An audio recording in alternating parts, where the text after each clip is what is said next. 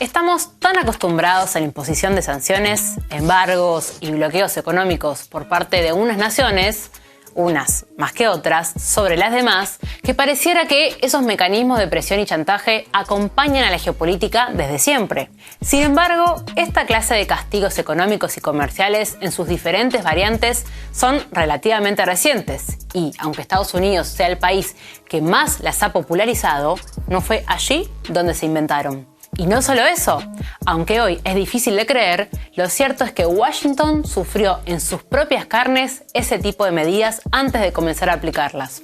¿Cómo lo oyen? Bienvenidos a esta breve historia de las sanciones. Ahí les va.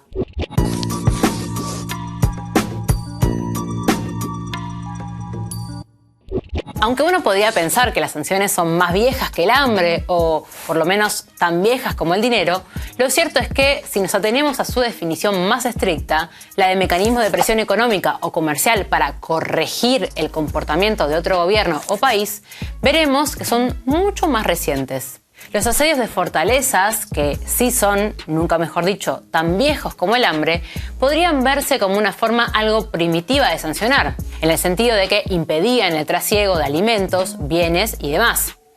Pero realmente esas acciones se marcan más bien en el plano militar que legal, aunque éticamente no sean muy distintas. Así, desde un punto de vista de sanciones más al estilo contemporáneo, es decir, sin catapultas, gente enjaulada, colgando de muros, ni cabezas clavadas en lanzas, podemos decir que el precedente más claro de medidas coercitivas económicas o comerciales se lo debemos a ¡taratán! Napoleón I. En 1806, el flamante emperador francés decretó un bloqueo continental contra el Reino Unido, un embargo comercial por el cual se excluía el archipiélago británico de todo intercambio mercantil con el resto de Europa, con la esperanza de arruinar financieramente a los británicos. A pesar de que, si me permiten el chiste malo, aislar a unas islas parece tarea fácil, Francia tuvo dificultades para llevar a cabo su decreto en la práctica, sobre todo por el inmediato florecimiento del contrabando. No puede decirse que el Reino Unido no resultó afectado, ya que perdió aproximadamente la cuarta parte de su volumen comercial, pero eso no fue suficiente para quebrar a la corona británica, tal como aspiraba Bonaparte.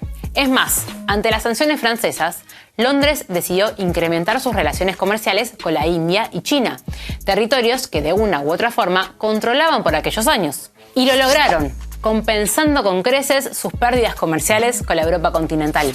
Una potencia mundial a la que se excluye del comercio europeo y que empieza a multiplicar sus transacciones comerciales con China y con la India. ¿No les suena a ustedes de algo? Porque en 1812 el zar ruso Alejandro I, harto ya de las restricciones impuestas desde el extranjero, decidió romper el bloqueo decretado por Francia y reanudar las relaciones comerciales entre Rusia y Reino Unido. Y como respuesta, bien fuera por dar una demostración de fuerza o porque tenía tiempo esperando una excusa, Napoleón movilizó a 500.000 de sus soldados para invadir territorio ruso. Las ambiciones sin límite del emperador quedaron congeladas, literalmente, en Rusia. Y desde entonces el militar corso fue de derrota en derrota hasta terminar él mismo aislado, pero en Santa Elena, donde falleció preso de los británicos en 1821. Como imaginarán, ante tan estruendoso fracaso a todos los niveles de las primeras sanciones comerciales de la historia, más nadie nunca intentó algo semejante. ¿Ah, que no? ¿Que aquello solo fue el principio y los siglos que siguieron están llenos de ejemplos? Mirá vos. Disculpen por la interrupción, pero como bien saben, la vida en redes sociales no es fácil cuando te etiquetan como propaganda rusa. Por eso, muy humildemente, les sugerimos que se sumen a todas nuestras redes sociales. En BK, por ejemplo, estamos como Ahí les va, ALB. Y si quieren descargar nuestros videos y subirlos a sus canales, adelante, pero no olviden mencionarlo en sus comentarios. Muchas gracias por la atención prestada. Aunque hoy resulte difícil de creer, a principios del siglo XIX, la joven nación llamada Estados Unidos era mucho más víctima que victimario en la geopolítica global. Y de hecho, sufría de forma indirecta, pero con efectos muy directos, el enfrentamiento entre Francia y Reino Unido que acabamos de repasar. Porque cuando los ingleses detectaban un barco estadounidense que comerciaba con los franceses, lo requisaban, del mismo modo que los franceses requisaban los barcos estadounidenses que comerciaban con los ingleses. Algo así como lo que Estados Unidos hace hoy, por ejemplo, cuando un barco iraní comercia con Venezuela, como prueba de esa teoría de que muchos de quienes sufrieron maltrato en la infancia maltratan a otros cuando llegan adultos, también parece cumplirse en geopolítica, pero ese es otro asunto. La cuestión es que, cansados de que Francia y Reino Unido los ningunearan, en Washington decidieron incursionar también en el mundo de las sanciones, y lo hicieron a lo grande. Porque el Embargo Act de 1807 decretó la requisa de todos los barcos de cualquier nación que surcaran las aguas estadounidenses o atracaran en sus puertos. Así, sin miedo al éxito. Sin embargo, la medida sancionatoria, promulgada ni más ni menos que por uno de los padres fundadores de Estados Unidos, Thomas Jefferson, lo que explica en parte la larga serie de imitadores que tuvo posteriormente la Casa Blanca, no funcionó como se esperaba.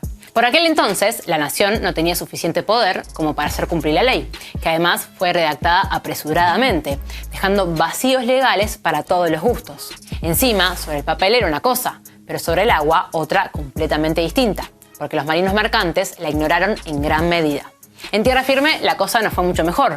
La ley generó gran rechazo social en la ciudadanía estadounidense, que sufrió las consecuencias tanto en importación como en exportación. Pero no crean que ese doble fracaso en los albores de la historia de las sanciones acabó con ellas. Para nada. Siguieron aplicándose en su mayoría aplastante y con suerte adversa. Y es que, salvo casos muy puntuales, como el bloqueo comercial del Reino Unido contra Alemania durante la Primera Guerra Mundial, hasta principios del siglo XX, las sanciones se mostraban mayormente ineficaces por un motivo principalmente. Era muy difícil que una sola nación o puñado de ellas pudiera acorralar por completo al país o grupo de países sancionados. Para que una sanción funcionara realmente, requería el consenso y las acciones de un gran número de países. Y, aunque no fue creada, al menos que nos conste a nosotros, con ese objetivo, fue la aparición de la Liga de Naciones lo que permitió un auténtico boom de las sanciones. Aunque esa especie de precursora de las Naciones Unidas en 1919 consiguió prevenir o detener varios conflictos, en ocasiones mediante presiones diplomáticas y en ocasiones mediante sanciones, también tuvo sonados fracasos. En 1935, por ejemplo, sancionó a Italia por la invasión de Etiopía, pero Estados Unidos se negó a acatar las sanciones y Mussolini logró sortear el castigo, si me permiten el chiste malo, sin casi despeinarse. Tras la Segunda Guerra Mundial y la creación de la ONU, las sanciones han seguido siendo mayormente decisiones unilaterales de algunas naciones contra otras. En ocasiones los sancionadores invocan resoluciones de la Asamblea, con mayor o menor grado de creatividad, para darle un aire de legalidad al asunto, mientras que en otras ni se toma la molestia de fingir que disimulan. Realidad que no ha cambiado mucho durante el siglo XXI, como bien saben ustedes. Como ven, en el fondo, en lo que respecta a las sanciones, sus justificaciones, formas de aplicarlas y efectos, no cambiaron mucho las cosas que digamos, desde tiempos de Napoleón. Y si ponemos en la balanza de un amplio repaso histórico el resultado de las mismas, veremos que, independientemente del daño causado, las que no lograron sus objetivos geopolíticos superan por mucho a las que sí. Y no es ninguna coincidencia que pocas cosas hayan cambiado desde entonces, si nos fijamos en que, en general, quienes las aplicaban entonces son el mismo grupo de naciones que las aplican ahora.